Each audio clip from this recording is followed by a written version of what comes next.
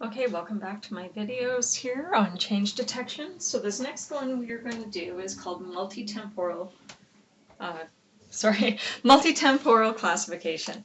So this one is running a classification on your stack that has all of the dates together. And if you have put all 4 dates, for example, you might want to do 2 at a time. So I'll show you how to do that. But here I have my change detection stack open, and it's in my data manager. So I can find it right here. And then I'm going to go to my toolbox, and I'm going to just run a classification. So I'm going to run classification, type in the classification into the toolbox, and then I can find classification workflow. So it's going to ask me to choose that. Now, if you have all of your stacks together, so you have all 4 of them together, what you're going to do is go to Browse, and then you're going to go to Spectral Subset, and I only want you to choose all of the bands for 2 years. So if let's say, for example, this was 1 year here, and this was in next year, or this was from here to here was 2 years. There's lots of different ways to look at it. But I would choose those 2, and I would say Control, and I would choose those 2.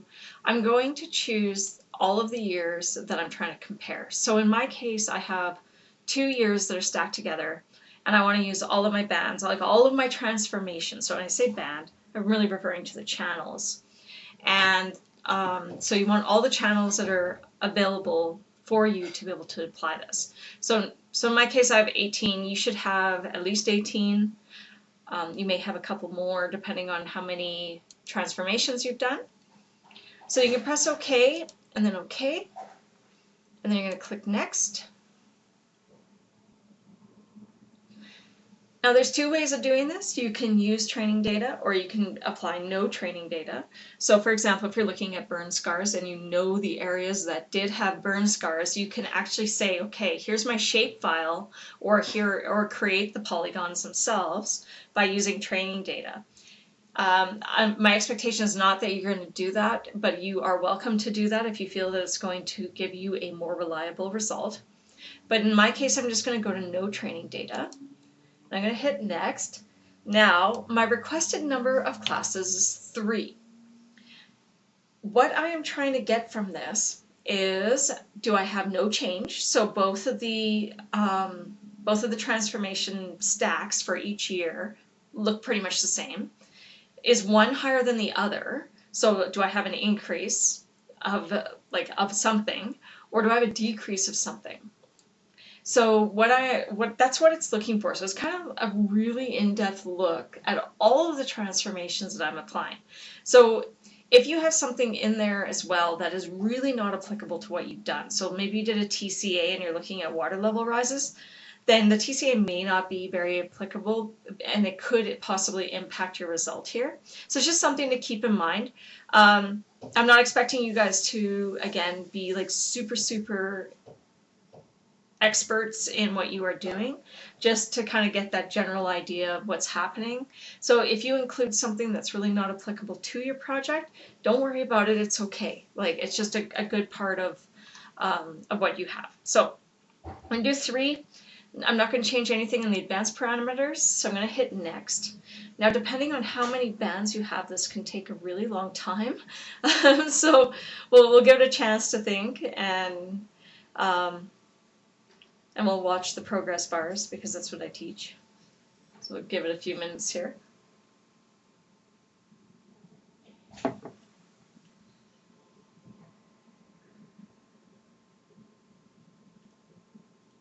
So it's got to compute all of the pixels for the entire image for all of the bands. So 18 bands is quite a few. If you can imagine, when you're working with hyperspectral data, that you're going to end up with like hundreds of bands of data.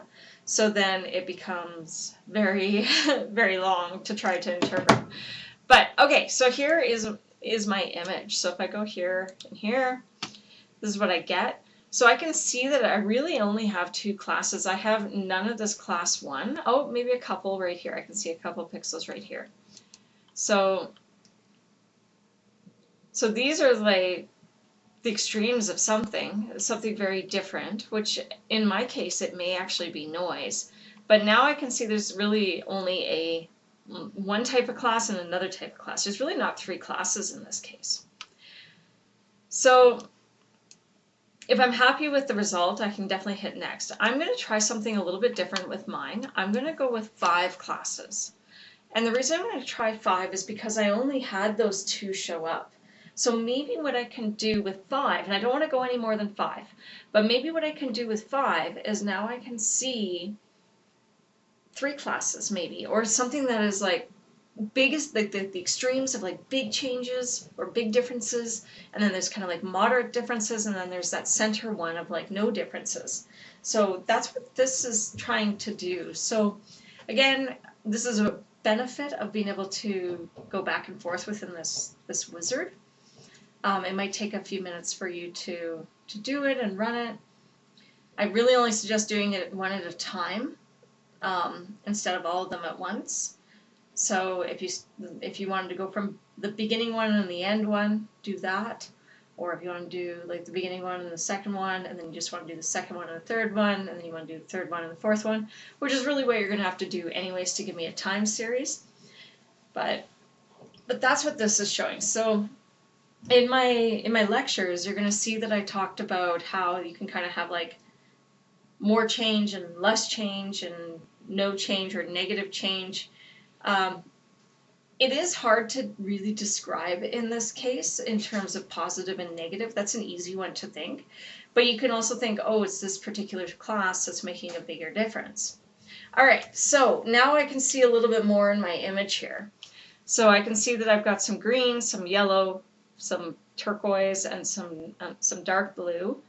The red, again, seems to have disappeared, but that's okay. So obviously there's like that 1 or 2 pixels in here that have that red.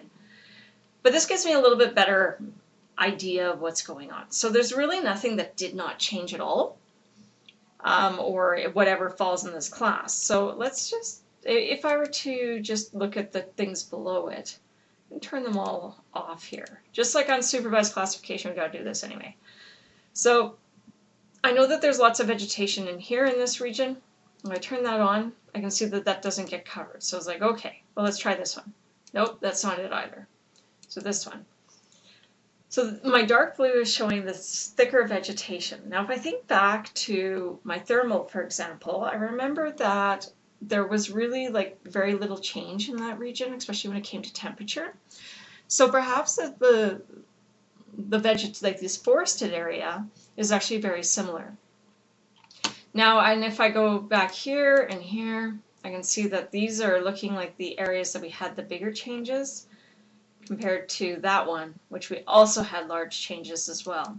So I can go here and say statistics for classes. Okay, it's going to calculate statistics for me. It's going to give all of that. So now I can really look at what is each stack actually showing.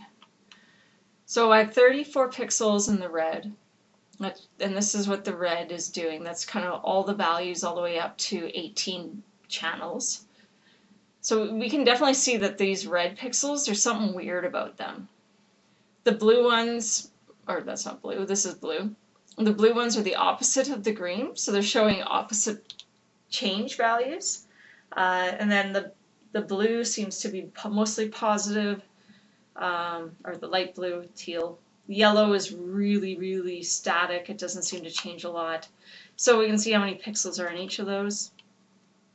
We can find minimum, maximum, mean, standard deviation. Then we see the histograms of all of them. And go through all of that. So that's the statistics of these classes that we can use. If I go back to the layer manager, I go to the actual layer name, I can click on view metadata, and I can go through the information that I need to, just to double check that there's nothing strange going on. So there is nothing there. But so you can see where it's saved, for example, if you're looking for a place where it's saved, how big it is. And then the map info is going to give you your pixel tie points, your map tie points. So that's referring to where it's located with respect to the actual image itself. So this is the UTM, and this is my pixels. The coordinate system tells you the coordinate system, and everything else is not super important or super strange there. So I know that when I'm looking at those statistics values, I know that they're related to the UTM coordinate system. Then what I can do is just come down here and double click, right click and class, no, I don't want class statistics. Why does it keep giving me that?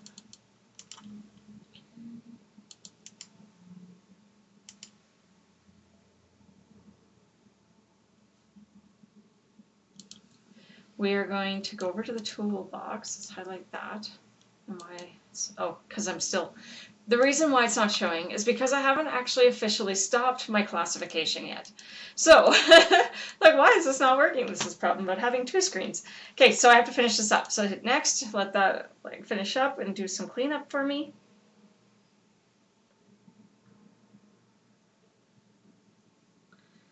I am not going to export the vectors. It's very, very important when you're in industry, but not important here. So we have our change detection stacks, and this one is going to be my multi-temporal class for classification, and this is going to be my 2020 and 2013. I hit save and finish, and that will finish up. Now I'll be able to change the class names. So there's the edit class names and colors. So class 1, I don't know what it is because there's not many. Class 2 is my green, so this is high levels of change.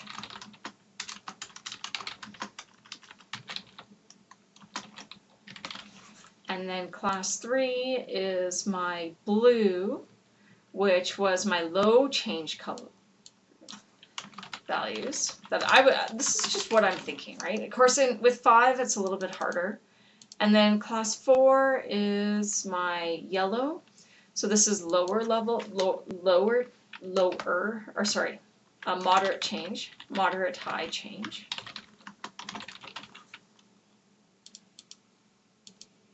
And then class 5 is moderate low.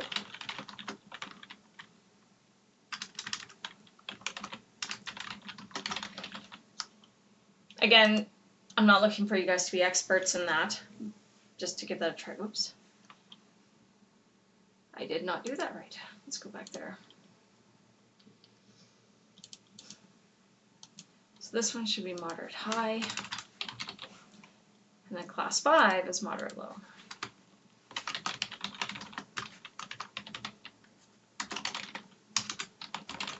So notice that this is not Anderson land cover types, right? So this is just looking at what that is. Now, I can go back and I can use my right function memory insertion. I can use, for example, my differencing. If I wanted to use differencing, I could definitely open that and take a look and see how does that compare. So this is my differencing.